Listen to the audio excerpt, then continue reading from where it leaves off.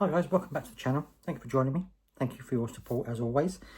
Right, so today I thought I'd expand a little bit on stigma when it comes to... Literally every time I start a video the dog starts making a noise. I'm sorry about that. Right, so yeah, I'm going to talk a little bit about stigma today because I felt that in the comments to many of my videos we talk about it, and I think that there is a huge amount of stigma in the general population towards disabled people.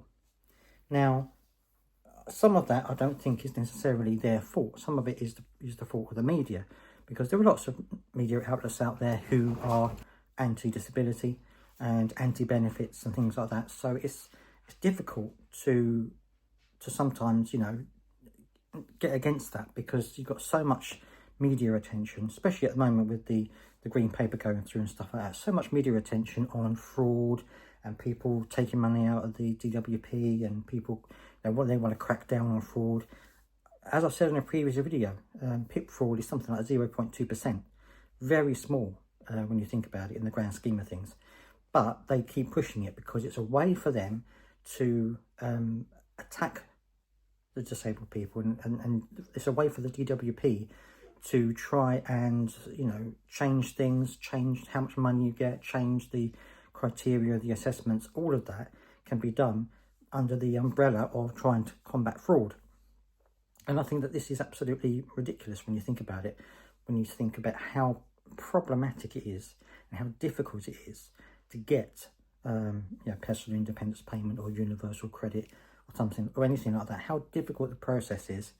It really is hard, and they don't understand that. People don't realise that actually getting benefits is not a walk in the park. It's very, very hard, and it's very stressful. I can't imagine why anyone would want to go through this process if they don't need to go through it, because it's such a stressful and humiliating process.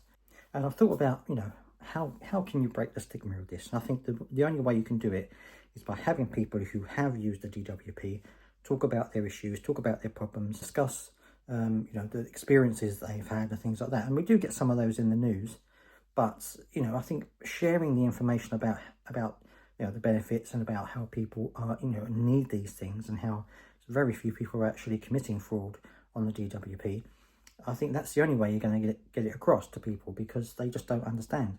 And it doesn't matter, on social media you'll see people talking about how everyone's skiving and no one, I know the classic line is, I know a number of people who are getting benefits who don't need them, and that's the classic line that people always use. But they don't understand that a lot of disabilities are not visible. There's a lot of people going through cancer treatment, for example. You may not know they're going through cancer treatment.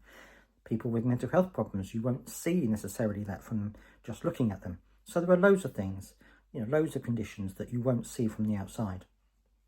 And I think this has just been perpetrated by the media again, by saying, these people, walking down the street, or, they're driving their new cars that they've got for Motability. These are things that people need. And so it's just one of those difficult areas that I think needs to be addressed. And one of the things I think they need to do is to, for those disabled people who can work and want to work, put them into these positions of power regarding disability. Put them in the DWP, put them in the assessment process, put them in the government, put them in put them in Liz Kendall's position, for example. Put a disabled person in there. Then you'll get some kind of idea of you'll get a lot more sensible ideas, should we say, about how to cut the benefits bill. I mean, yeah, okay, the benefits bill might need to be cut, but at the same time, if you've got such a low amount of fraud, that would suggest that a lot of these people are genuine. So how are you going to cut the benefit bill if so many people are claiming? Yes, but they're all genuine claimants. And it really is very difficult. I think all we can do is to try and talk about this as much as possible. So please share this video to all these people who you think don't know what they're talking about in terms of people with disabilities. Share this video to all of them. Get this message around that being disabled or long-term sick is not fun. It's not easy to do. It's not something that people would wish on their worst enemies sometimes. So it's not something that is just oh, I decided today I'm not going to work anymore. It's not like that. A lot of people have worked all their lives and want to work, but just can't for whatever reason. So anyway, I'm rambling on a bit too much here, but that was just my thoughts that I thought I would share with you. And so that's why it's important to share things like this and to share the information as much as possible. Try and get rid of this stigma, because the government aren't going to do anything about it. The government want to use this stigma as a way to, tell people that, that they need to cut the benefits bill. So the government aren't going to help. So we're going to have to do it ourselves. But anyway, thank you for your time.